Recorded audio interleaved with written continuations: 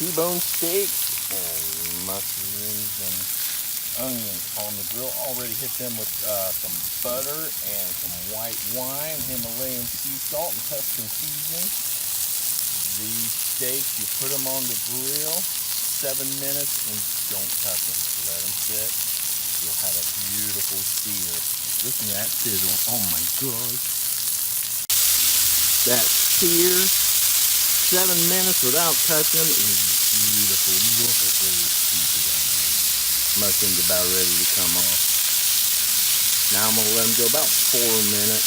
It'll be perfect.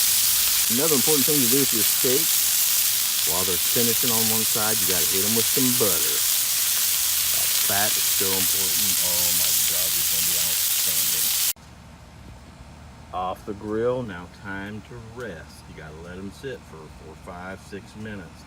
Then you get to dig in.